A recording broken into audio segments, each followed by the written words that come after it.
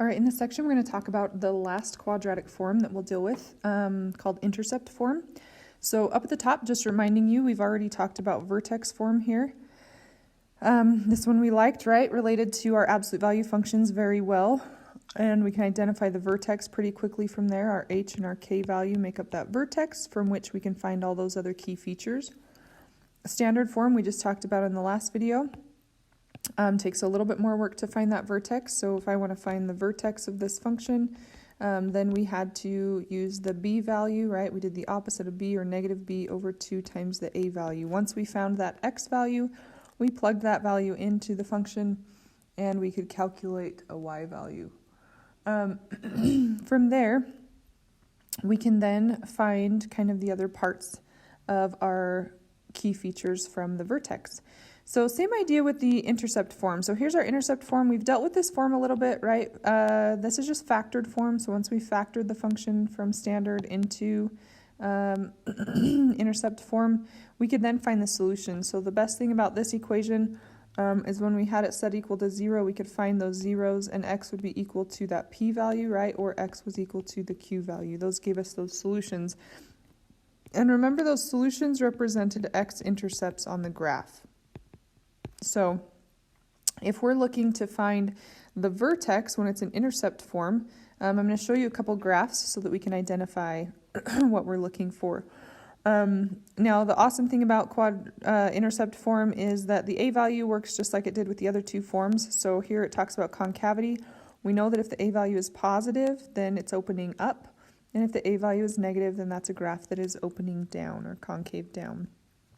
Okay. If we want to determine, again, the rest of the key features, we need to identify the vertex. So to do that, what we want to do is we want to look at those solutions and see where the vertex is in relation to that. So let's just look at a couple graphs real quick. If we look at this graph, notice that there's two x-intercepts here. It's crossing at -4 and it's crossing at 0.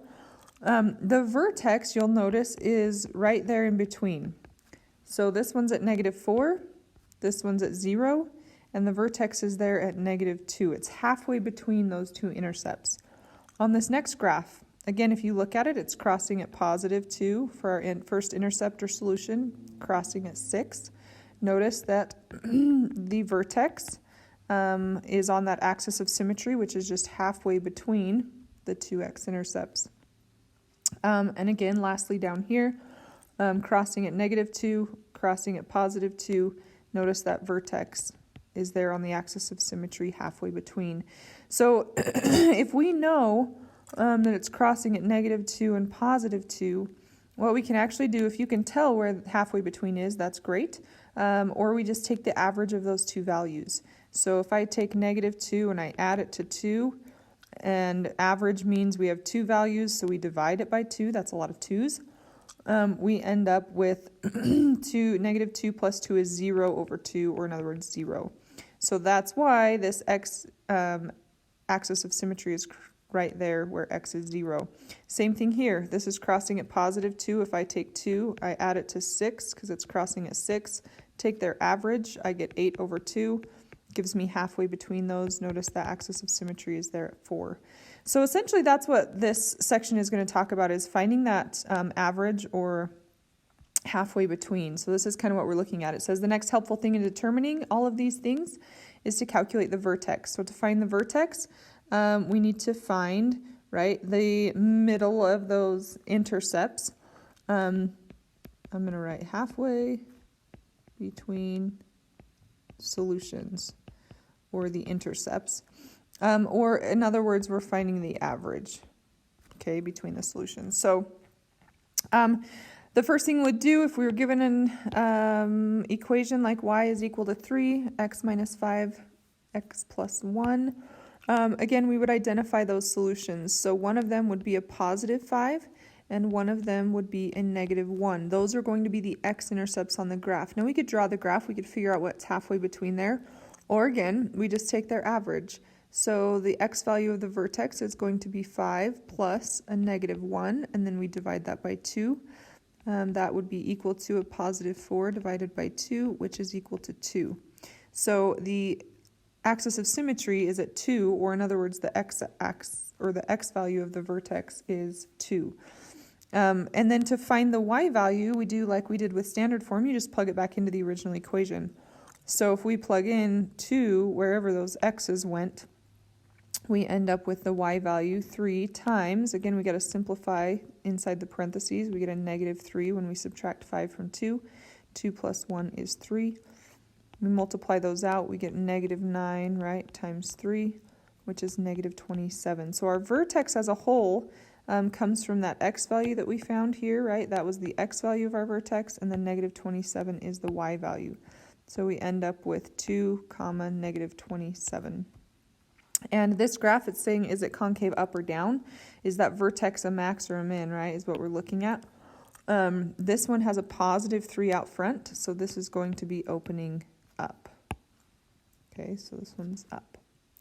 Now again, once you have the vertex, you really can identify all the other pieces that we practiced in class. So the axis of symmetry is just x equals, and it's the x value of your vertex, which we got was 2. The max or min, we decided this one's opening up, so that vertex represents a minimum, and the minimum is the y value of the vertex, so that minimum on your graph would be negative 27. Our domain is always all real numbers. And then again, because this one's opening up, we're going to start at that minimum value or that y value of the vertex, and then it's going to go up forever. So you can either write it in that form, oops, that's a parenthesis, or you could say y, right, is greater than or equal to negative 27. The y-intercept, just like any of the forms that we have, it's not as apparent as the standard form, but like vertex form, we just put x as 0 into the function. So if we ever put a 0 in there, we can find that y-intercept. So we have 3 times negative 5 times 1. Looks like it'll just be 3 times negative 5 is negative 15 times 1 is negative 15. So our y-intercept there is negative 15.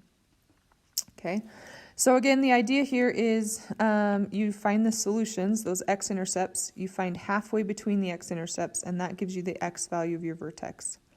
Okay, then you just plug the x value back in to find your y value, and you can find those other key features. So let's try a couple of these.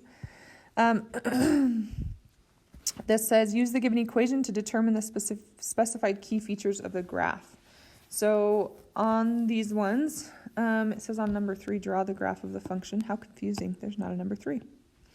So on this one, again, here's my function that's given.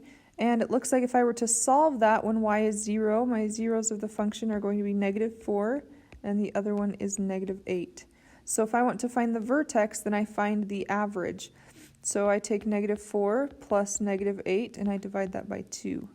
So that's going to be equal to negative 12 divided by 2, and it looks like we come up with a negative 6 for the x value of our vertex. Okay, so our vertex thus far, we've got negative 6. If I want to find that y value, right, we say, well, when x is negative 6, we go ahead and just plug that in. So we get negative, we put in negative 6 wherever there's an x, and we simplify.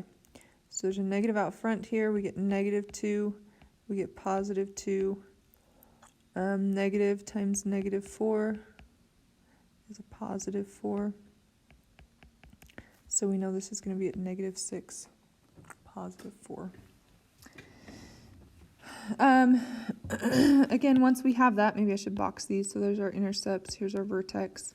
Then we can find that axis of symmetry, so it just passes through the x value of our vertex. Oops, a little squishy there.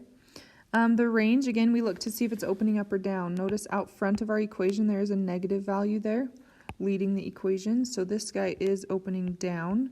So our range is going to be from negative infinity up to that y value of the vertex that we just found. Because it's upside down, that vertex represents a maximum on the graph, and the maximum or min value that we're looking for is that, again, that y value of the vertex. Again, for the y-intercept, we want to find what y would be if x is 0, so we go ahead and put 0 in for our x values into the original equation, and we simplify. So we have negative 4 times 8 when we simplify that, so it looks like it's going to be negative 32. So we would put 0, comma, negative 32. Okay. Again, same process on number 2. So we look at this one and we say, okay, here's our function. If I'm finding solutions, the solution for that x value would be 0, right? And the solution here would be x equals 10. 0 and 10, I can find the average there, 0 plus 10 divided by 2, or we can tell that halfway between 0 and 10 should be 5. So the x value of our vertex is going to be at 5. And then when x is 5, we know that 2 times, and I'm just putting that in for the x's into the original equation. We get 2 times 5 and 5 minus 10, so 2 times 5 is 10. 5 minus 10 is negative 5. And it looks like we're going to end up with negative 50 for our y value. So we can find the different parts of that function. Now once we have that again, we can find that axis of symmetry. The axis of symmetry just goes right through that vertex, the x value of the vertex. The range on this one, if you look out front of our equation, it's being led by a positive 2. So this one is opening up. So the range is going to be from that y value, negative 50, up to infinity. And that would represent the minimum value, that vertex. So this is a minimum value of negative 50. That's the lowest you'll ever go. And again, for the y-intercept, we're going to go ahead and plug a 0 into the function. So when x is 0,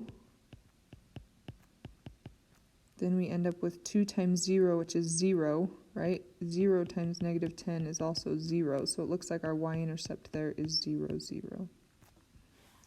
Okay, that's as far as you're going to go at this point.